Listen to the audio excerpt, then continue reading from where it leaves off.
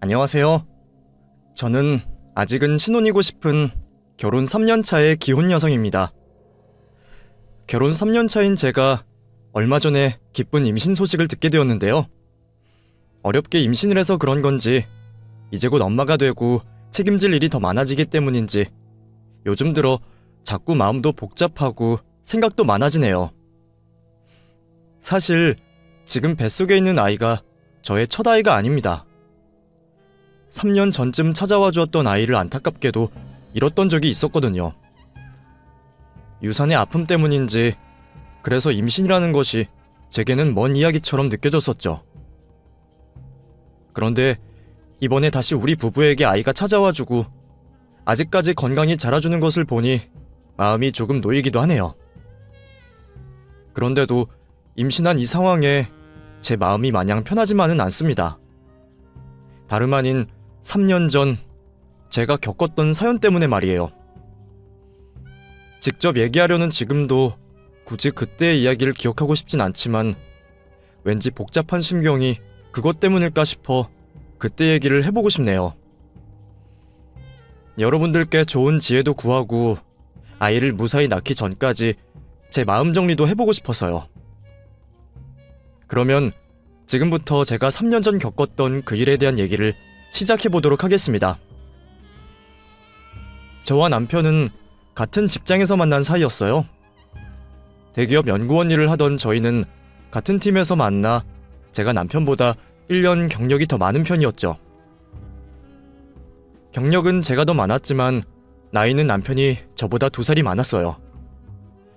사회에서 나이가 중요하진 않지만 가끔은 저보다 나이 많아서 듬직해 보이며 오빠같이 챙겨주는 그 사람에게 언젠가부터 호감이 생기게 되었습니다. 원래 사내 커플들은 말이 많은 편이다 보니 저는 같은 회사 내에서 연애하고 누굴 만나는 것 같은 일은 생각해 본 적이 없었습니다. 하지만 남녀 사이의 일이 제 생각처럼 칼 같은 게 아니더라고요. 누가 언제부터 먼저 좋아했던 건지는 모르겠지만 언젠가부터 저희는 서로를 신경 쓰기 시작했고 서로를 향한 마음을 나몰래 키워가고 있었던 것 같아요.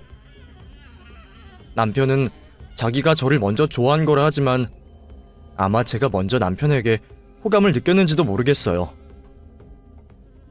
하지만 같은 회사, 같은 팀에서 일하던 저희는 함부로 서로 마음을 내보일 수가 없는 상황이었습니다. 마음이 맞아서 비밀 연애를 하는 것도 어렵지만 고백했다가 괜히 차이기라도 하면 앞으로 회사의 얼굴을 들고 다닐 수도 없고 일 때문에라도 관계가 껄끄러워질 테니 말이에요. 그래서 둘 다 마음을 숨기고 호감만 키워가고 있었죠. 그러다가 주변 동료 중 한 분이 제게 소개팅 자리를 주선하게 되었어요. 제가 오랫동안 남자친구가 없다는 것을 알고는 저를 위한다고 자리를 만들어주고 싶으셨던 것 같아요. 아영씨, 내가 전에 소개팅 해주겠다 그랬잖아. 기억나? 네. 회계사 하신다던 그분이요? 그래. 안 그래도 그 친구가 요즘 외로운 모양이야. 주변에 자꾸 여자 없냐 그러는데 내가 아영씨 생각이 딱 나더라고. 아영씨는 생각 없어? 한 번만 만나만 보라니까 그러네. 이 사람 전문직에 집안도 좋고 진짜 괜찮은 사람이야. 놓치기 아까운 남자인데 내가 아영씨 생각해서 소개해주는 거라니까. 글쎄요. 요즘 회사 일도 바쁘고 제가 연애할 시간이나 있을지.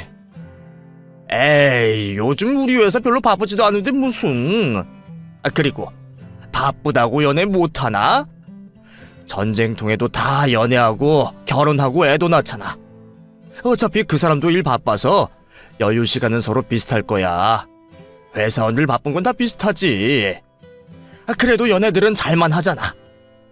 아영씨도 내일 모레면 곧 30인데 결혼 안 할 거야? 글쎄요.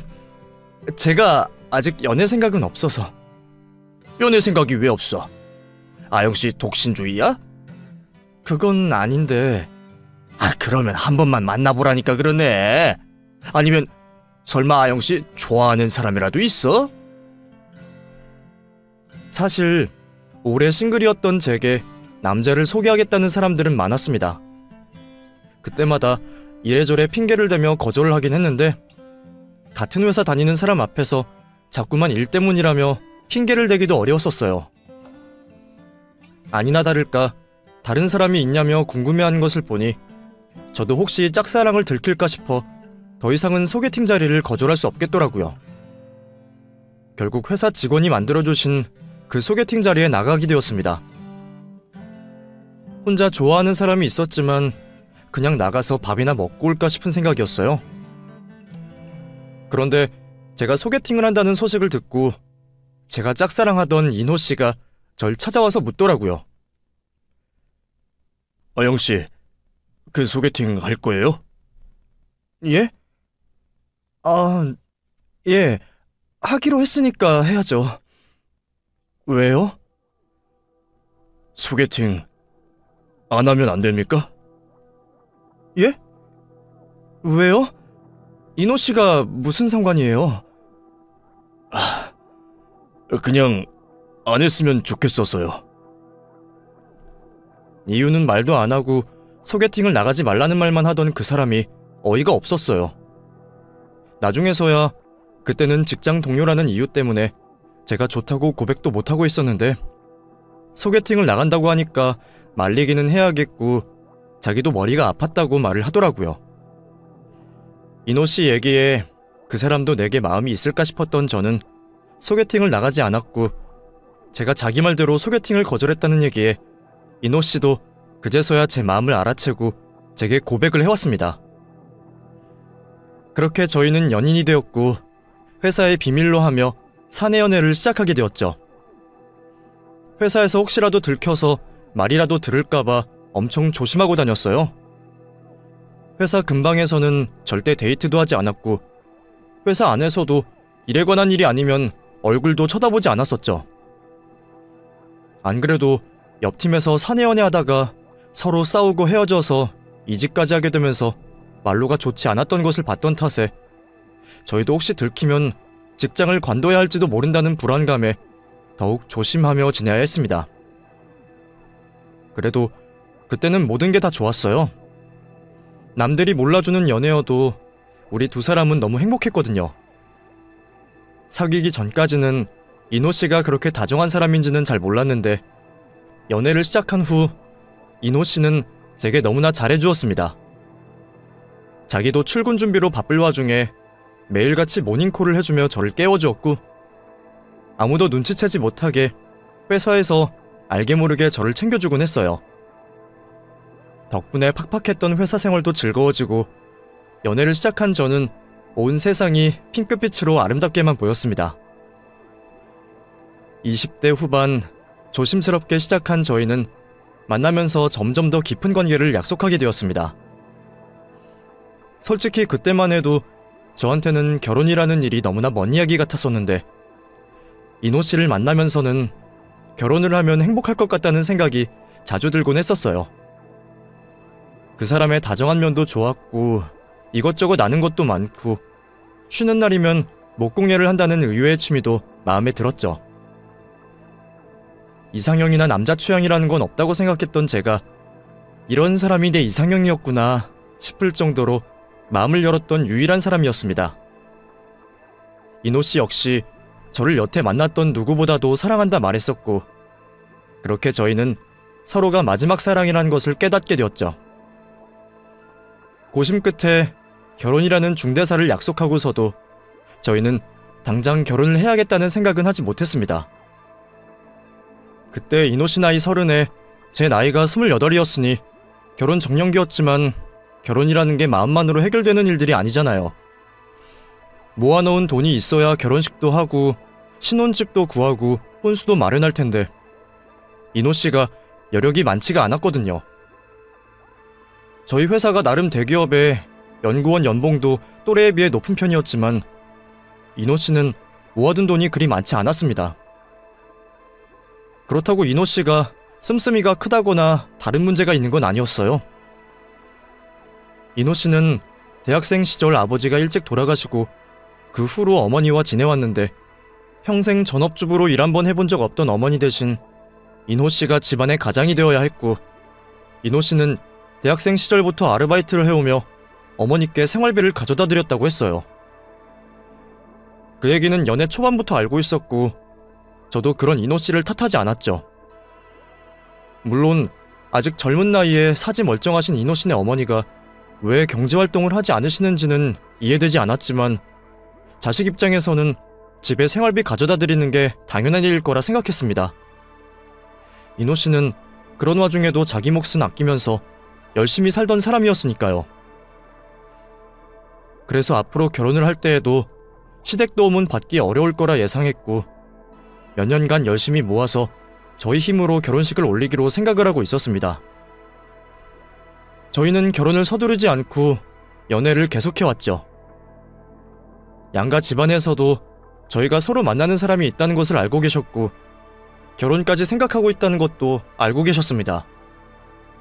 그렇다고 집에 인사를 드리러 가진 않았어요. 저희가 생각하기에는 결혼하려면 앞으로 몇 년이 더 남았는데 벌써부터 인사를 드리는 건 좀 부담스럽겠다 싶었거든요. 그런데 정말 우연하게도 어느 날 인호 씨 어머니를 만나게 되었습니다.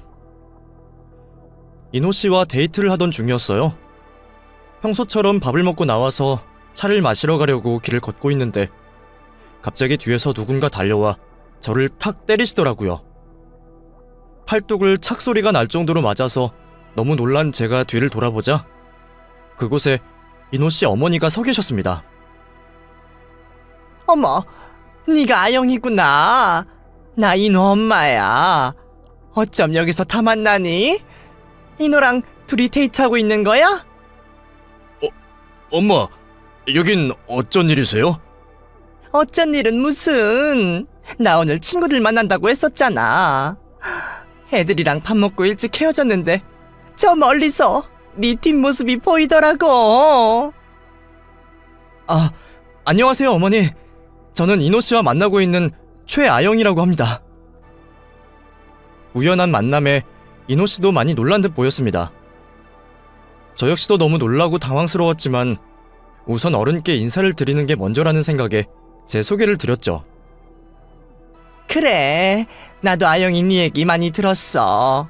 우리 인호랑 걸어가길래 너인 줄 알고 내가 너무 반가워서 말이야. 근데 우리 인호 아니었음 못 알아볼 뻔했다. 사진으로 보던 거랑은 좀 다르네. 네? 아니, 원래 사람 얼굴이 사진이랑 실물이랑 조금씩 다 다르니까. 근데 너희 어디 가는 중이니? 이렇게 만난 것도 인연인데 같이 얘기나 좀 하다 갈까? 그렇게 얼떨결에 인호 씨 어머니와 자리를 같이 하게 되었습니다. 이럴 줄 알았으면 옷도 좀 더 단정히 입고 할 걸 그랬다며 열심히 제 차림을 정리하고 있었죠. 카페에 자리를 잡고 앉아서 인호 씨가 주문을 하러 일어섰고, 어머니는 인호 씨가 커피를 시키고 가지고 오는 내내 아무 말 없이 저를 뚫어지게 쳐다보셨습니다. 말씀도 없이 얼굴만 뚫어져라 보고 계시니 저는 무슨 말이라도 해야 할지 가만히 있어야 할지 알 수가 없었어요. 게다가 예비 시어머니 앞이라 생각하니 긴장이 되었는지 갑자기 머리가 하얘지는 기분이 들었죠. 아영이 너 쌍꺼풀 수술했지? 예? 아닌데요? 아니긴 뭘 아니야. 내가 딱 보면 알아요. 얼마 주고 했니? 엄청 자연스럽게 잘했네. 정말 아니에요, 어머니. 그럼 그게 자연이라는 거야?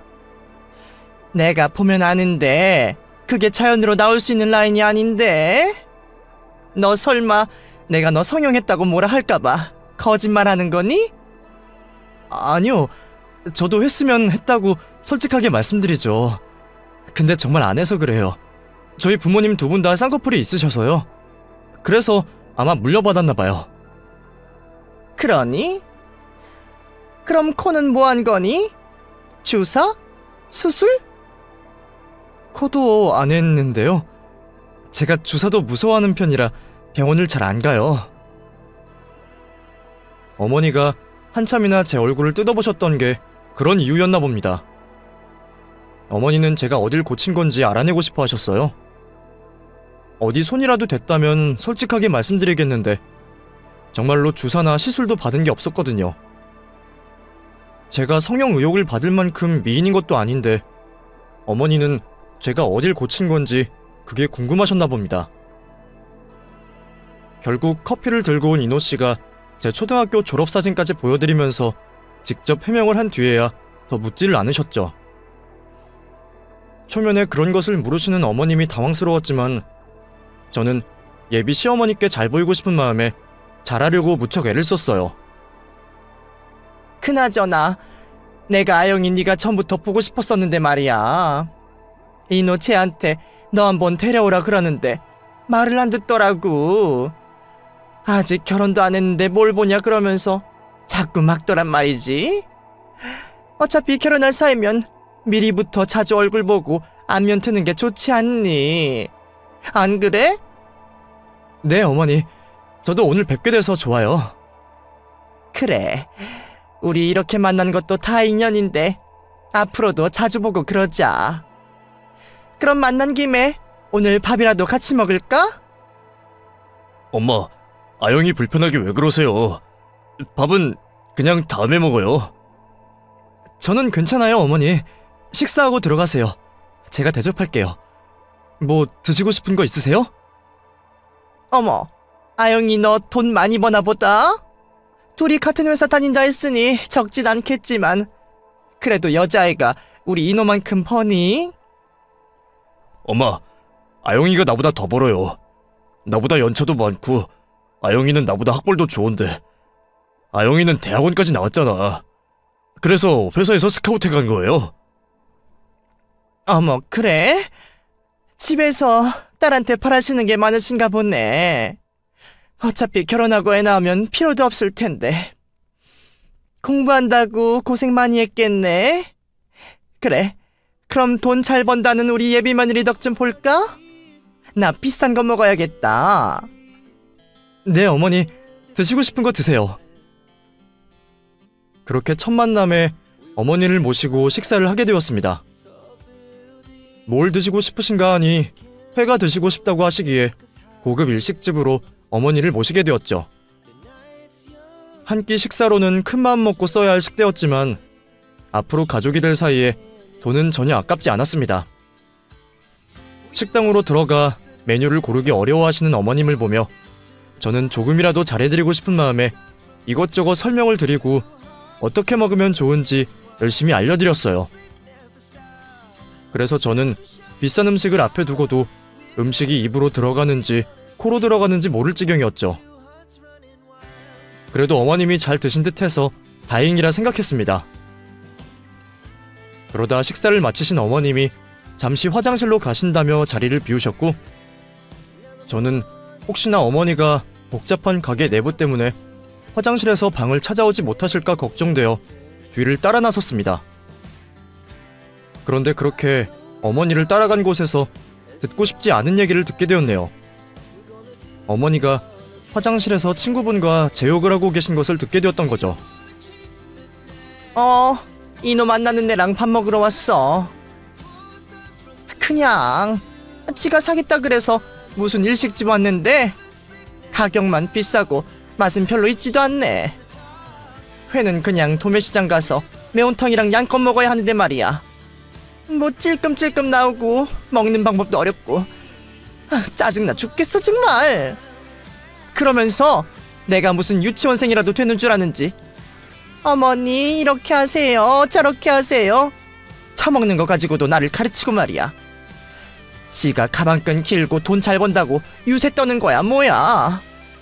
내 앞에서 괜히 얌전 떨고 계속 아는 척하는 거 있지?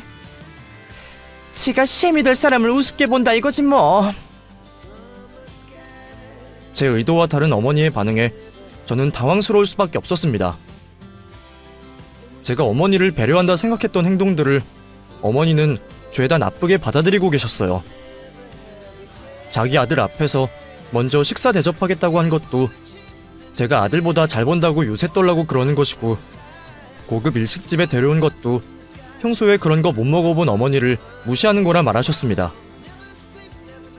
대체 제가 무슨 실수를 했는지 모르겠지만 어머니는 저를 가방끈 짧은 어머니를 무시하고 잘난 척하고 기죽이려는 못된 며느리라고 생각하시는 듯 했죠. 당황스러운 마음에 급히 자리로 돌아간 저는 이노 씨에게 그 말을 전했습니다. 엄마는? 왜 혼자 돌아와? 이노 씨, 나 오늘 뭐 실수했어? 응? 무슨 실수를 해? 아니, 화장실 갔더니 어머니가 내 욕을 하고 계시더라고. 내가 어머니 무시하고 잘난 척한다고 말이야. 어떤 부분에서 그렇게 느끼신 걸까? 내가 뭘 잘못한 거지? 뭐? 아, 엄마가 또 그랬구나. 너무 신경 쓰지 마. 엄마가 원래 좀 그러셔. 자격지심이신 건지 똑똑하고 능력 있는 여자들 싫어하시거든. 그래도 며느리 될 사람은 잘났다고 좋아하실 줄 알았더니 그냥 별 의미 없이 하시는 말씀이니까 신경 쓰지 마. 아영이 네가 실수한 게 뭐가 있겠어. 내가 무슨 잘못을 했나 걱정하는 제게 이노 씨는 제 잘못이 아니라며 저를 안심시키려 했습니다. 어머니가 원래 그러신다며 괜찮다 말하는 이노 씨의 말을 들으면서도 저는 이게 과연 괜찮은 일인지 앞으로는 어떻게 해야 하나 걱정이 들었죠. 아니나 다를까 불편했던 첫 만남 이후 이노 씨 어머님은 저를 무척이나 싫어하시는 것처럼 보였습니다. 제 뒤에서 욕만 하신 게 아니라 이노 씨에게 제가 별로인 것 같다며 자꾸 헤어지라고 말씀을 하셨다는 거예요. 평소 제게 숨기는 게 없던 이노 씨는 제 앞에서 그 얘기들을 가감없이 했는데 차라리 듣지 말 걸 그랬다 싶을 정도로 속이 상했죠. 괜찮아. 엄마도 말만 그러실 거야. 오히려 능력 있으면 좋아해야지 잘난 며느리 싫어하는 사람이 어디 있어. 엄마는 아마 괜히 기죽고 나도 기죽어 살까봐 그러시는가 봐. 그건 내가 앞으로 잘 말씀드릴 테니까 너무 걱정하지 말자. 우리만 좋으면 되지 뭐 어때? 그치? 그래도 시어머니 되실 분이 나를 싫어하시는데 누가 기분이 좋아. 내가 뭐라도 해야 하는 거 아니야? 어머니가 내가 싫으신 게 정확히 무슨 이유이신 거야? 그냥 회사 일 그렇게 열심히 하면 나중에 결혼해서도 집은 뒷전인 거 아니냐. 배운 거 많아서 남편 무시하는 거 아니냐. 뭐 그런 거지. 저도 최대한 어머니 마음에 들어보려고 어머니가 제가 싫다 하시는 이유를 고쳐보려 했지만 어머니가 말씀하시는 이유들은 제가 고칠 수가 없는 문제들이었어요. 어머니가 고등학교 졸업하고 일찍 결혼하셔서 평생 가정주부로 사셨던 것 때문에 그러시는지 어머니는 그냥 일하고 공부 많이 한 여자인 제가 싫으셨던 것 같습니다. 그래서 제가 첫 만남에 시어머니를 무시하고 비웃었다고 생각하셨어요. 말이 되지 않는 얘기에 이노 씨는 신경 쓸 필요 없다 했지만 결혼까지 생각하고 있던 저는 그런 시어머니를 앞으로 어떻게 모셔야 할까 머리가 아팠습니다. 그래도 저희가 생각하는 결혼 시기는 아직 멀었고 그 사이 저도 어머니와 가까워져서 어머니의 예쁨을 받는 며느리가 될 수 있을 거라 생각했어요. 그래서 어머니가 저를 싫어하신다 해도 저는 어머니에게 화장품이나 건강식품들을 선물하며 가까워지고 싶어서 노력을 해왔죠. 물론 그러는 동안 단 한 번도 담례를 받거나 직접 고맙다는 인사를 듣진 못했지만 계속 노력하다 보면 언젠가는 어머니도 며느리의 마음을 이해해주지 않으실까 했습니다. 그런데 그러던 중 저희에게 뜻밖의 일이 일어나게 되었습니다. 제가 예정이 없이 아이를 가지게 되었던 거죠. 그동안 조심한다고 했는데 어떻게 이런 일이 생기는 건지 생각하지도 못했던 임신 소식에 저는 무척 당황스러울 수밖에 없었습니다. 저는 고민할 것도 없이 이노 씨에게 상황을 알렸고 이노 씨는 제 손을 꼭 잡아주며 당장 결혼을 하자고 말했죠. 나 너무 무서워. 임신은 생각도 못했었는데 이제 어떻게 해야 해? 괜찮아. 너무 걱정하지 말자. 예정보다 빨리 결혼하면 되지. 우리 어차피 결혼할 사이잖아. 조금 일찍 찾아와 준 거라고 생각하자. 우리한테는 귀한 생명이고 우리 잘할 수 있을 거야. 당황스러워 어쩔 줄 몰라 하는 제게 결혼 약속을 해주는 이노 씨를 보며 저도 점점 진정할 수 있었습니다. 그 뒤로 저희는 무척이나 바빠질 수밖에 없었습니다. 여태 회사에는 비밀로 해왔던 탓에 앞으로는 더 조심해야 했고, 배가 부르기 전에 결혼식을 올리려면 한시가 급했죠. 하루빨리 상견례 날짜를 잡고 결혼식을 올려야 했어요. 하지만 그런 상황에 시어머니는 저희의 결혼을 허락하지 않으셨습니다. 결혼은 무슨 결혼? 내가 둘이 헤어지라고 안 했니? 근데 니들 마음대로 애를 만들어서 지금 결혼 허락을 해달라고 억지를 부리고 있어.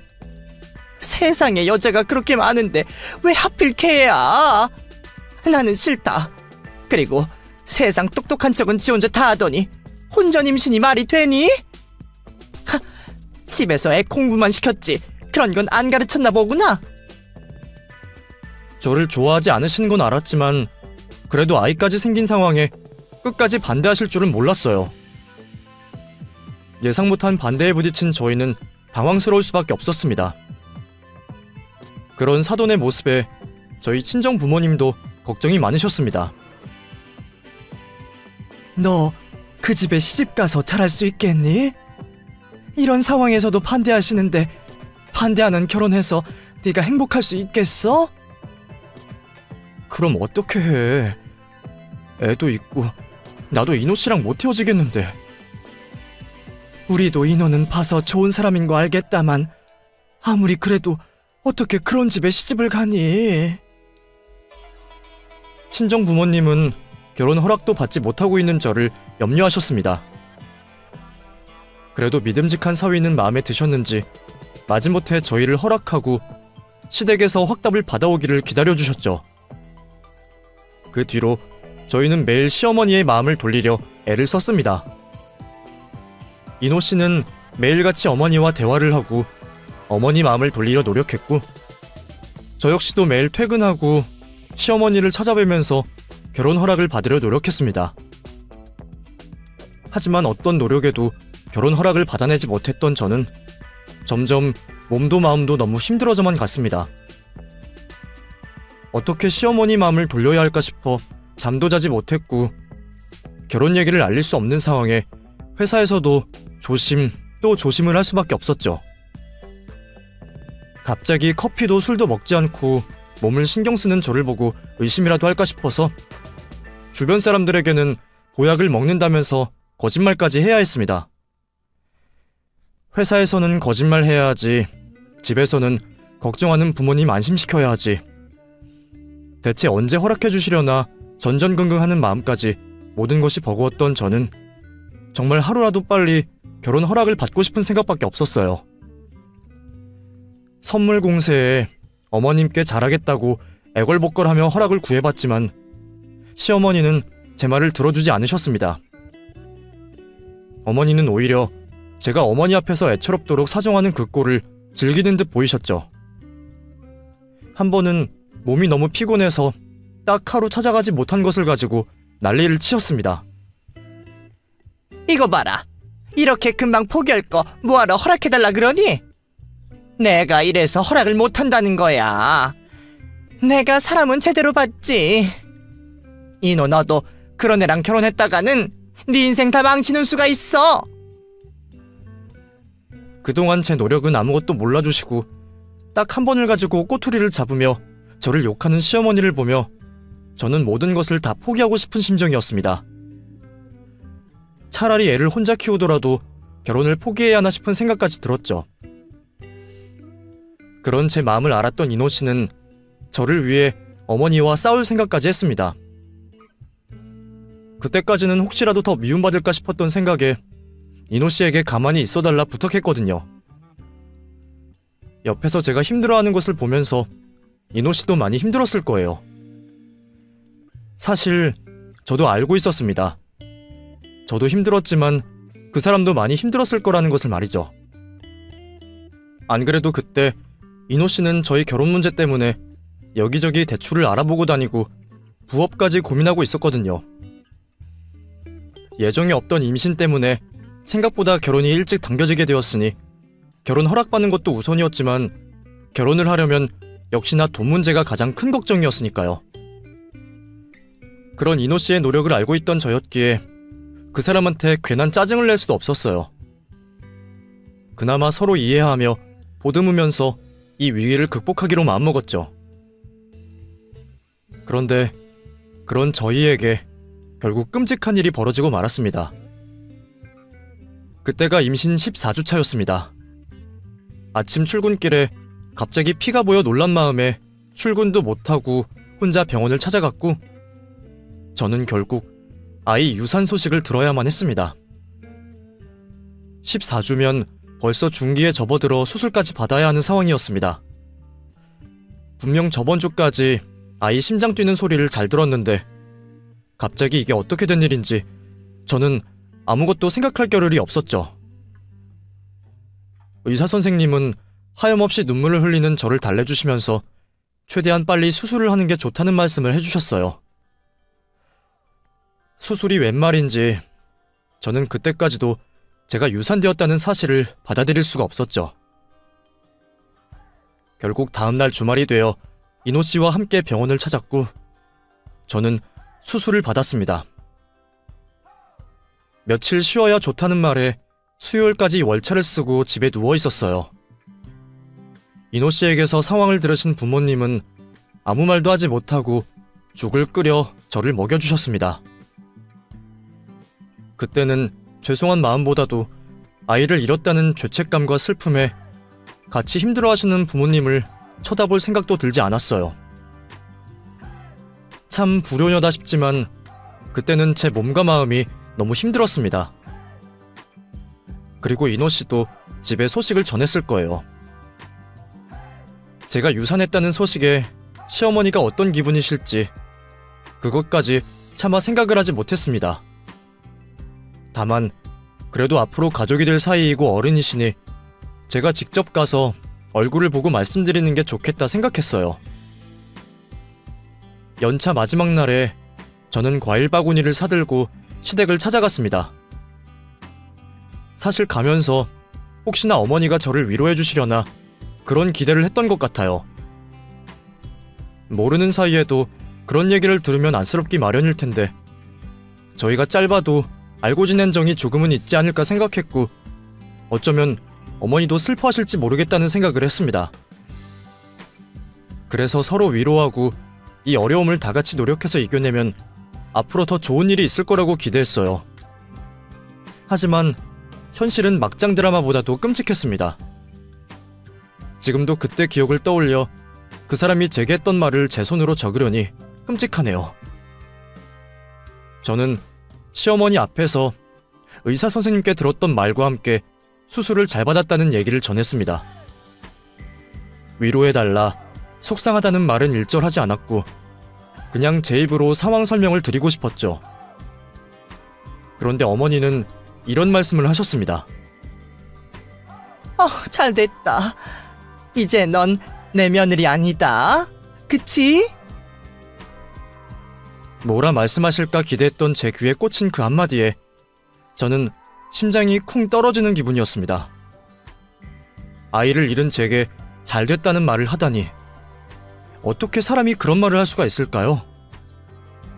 내가 며느리가 되는 게 그렇게나 싫었던 건지 저는 그동안 제가 했던 수많은 노력들과 진심들이 다 짓밟히는 기분을 느껴야 했습니다.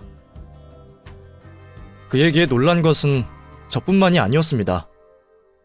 당황하고 화가 난 제가 뭐라 말을 하기도 전에 옆에 앉아있던 이노 씨가 먼저 소리를 질렀으니까요. 엄마! 지금 뭐라고 하시는 거예요? 아우, 깜짝이야. 아니, 너는 왜 갑자기 소리를 지르고 그러니? 뭐, 내가 또 무슨 말 했다고 그래? 잘 됐다고요? 며느리 아니라고요? 엄마는 지금 아영이 앞에서 그런 말이 나와요? 내가 틀린 말 했니? 내가 반대하는데도 애 생긴 것 앞세워서 결혼 허락해달라 억지를 부리더니 이제 애 없으니 니들 결혼 허락할 일도 없고 잘 된 거잖니. 그러게 내가 진작 헤어지라 할 때 헤어졌어야지. 근데 지금 네가 애미 앞에서 화를 낼 일이야? 말도 안 되는 시모의 얘기에 저나 이노 씨나 할 말이 없었습니다. 아무리 못 배워서 무식하고 제가 만만하다고 해도 사람의 도리라는 게 있는 건데 그렇게까지나 저를 싫어하고 무시하는 시모를 보니 저도 오만정이 다 떨어졌습니다. 내가 이런 사람을 시어머니라고 생각하고 마음을 돌리려고 했던 것이 바보같이 생각될 뿐이었죠. 결국 저는 그 자리에 한시도 더 있기 싫어서 저를 붙잡는 이노 씨의 손을 뿌리치고 집을 뛰쳐나왔습니다. 아영아, 미안해. 내가 대신 사과할게. 나도 설마 엄마가 그런 소리까지 할 줄 몰랐어. 그래도 나는 그런 생각 아닌 거 알잖아. 어? 됐어. 다 필요 없어. 내가 그동안 뭐 때문에 그렇게 노력하고 속 태웠는지 잘 모르겠어. 그래, 당신 엄마 말이 맞는지도 모르겠어. 애도 없는 마당에 우리가 결혼할 이유가 있어? 그냥 이대로 헤어지고 당신이랑 당신 엄마 다시는 안 봤으면 좋겠어. 아영아, 많이 속상한 거 알아. 그렇다고 정말 나랑 헤어질 생각이야?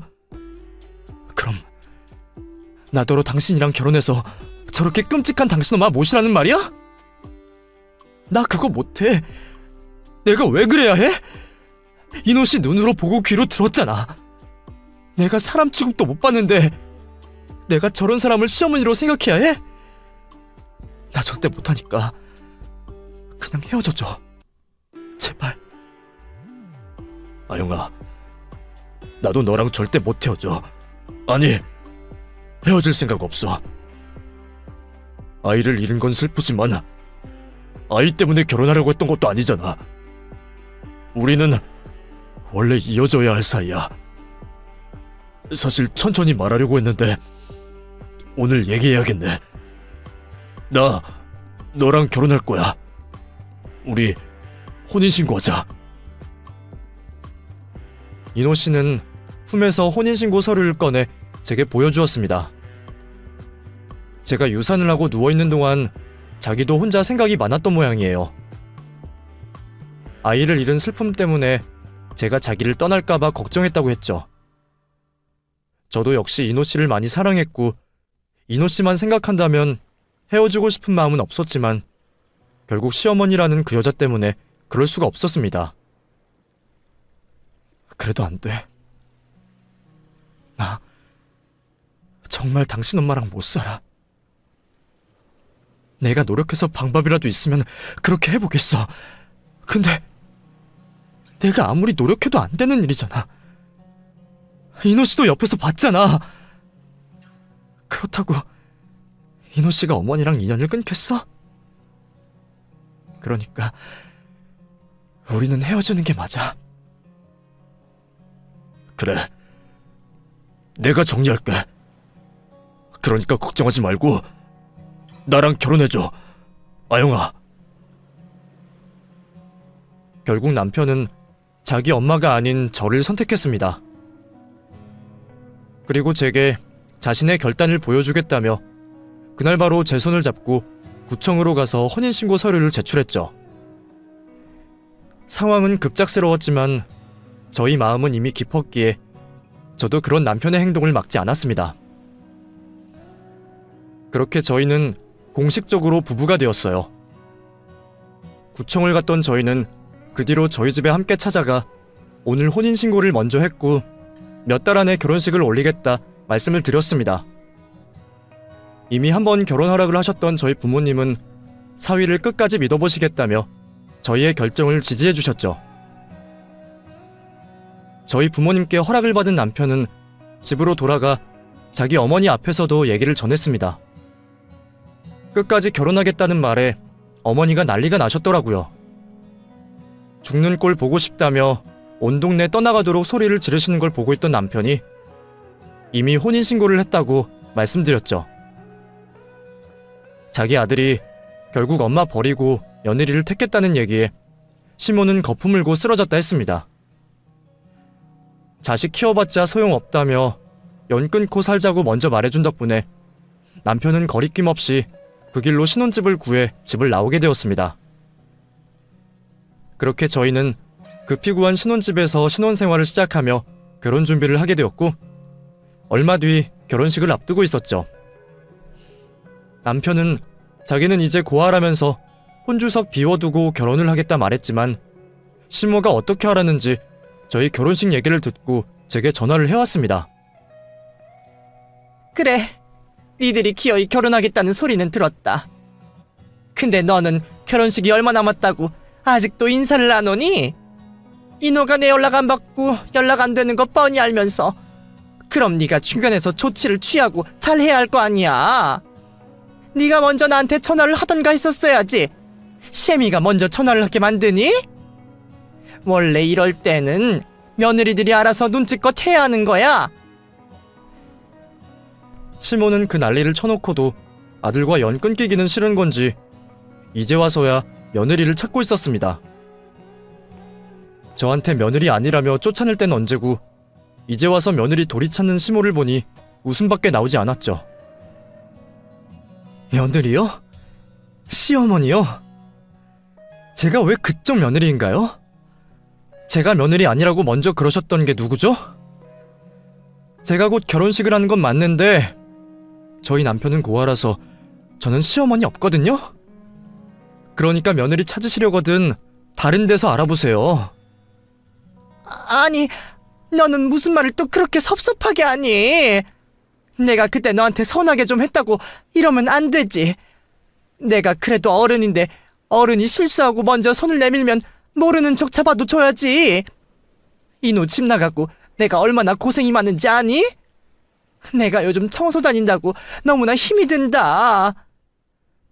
예, 저 철없고 눈치 없으니까 저한테 이러지 마시고 진짜 며느리 찾으시라고요.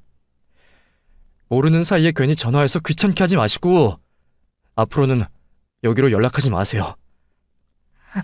아니, 네가 화가 많이 났구나. 그래, 내가 잘못했다. 내가 미안해. 그때는 내가 생각이 짧았어. 아무리 그래도 그런 소리는 하는 게 아닌데 말이야. 나도 이제 반성하고 있고 너를 내 며느리로 생각하고 있다. 내가 그때는 곱게 키운 아들 장가 보내려니 심술이 좀 나서 그런 거야. 그걸 이해를 좀 해다오. 응? 과거가 다 무슨 상관이니?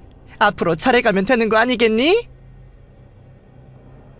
아들과 연이 끊기니 생활비 번다고 고생을 했던 모양이었어요.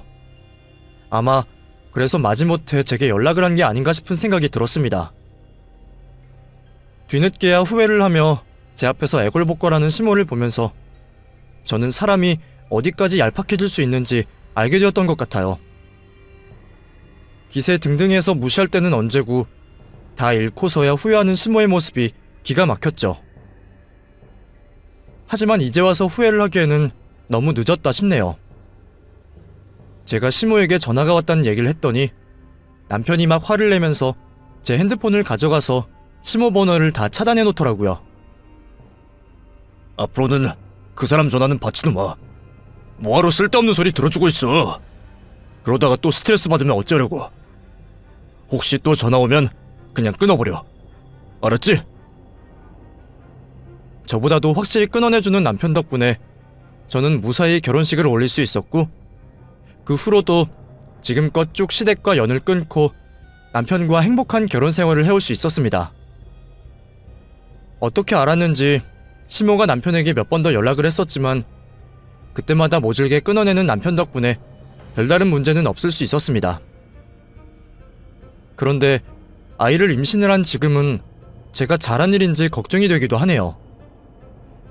이제 태어날 제 아이에게 할머니의 존재를 지우는 것이 맞는지, 남편이 어머니와 계속 연을 끊는 게 맞는지 말이에요. 그래서 아직은 미숙한 저를 위해 여러분들이 같이 고민해 주셨으면 좋겠어요.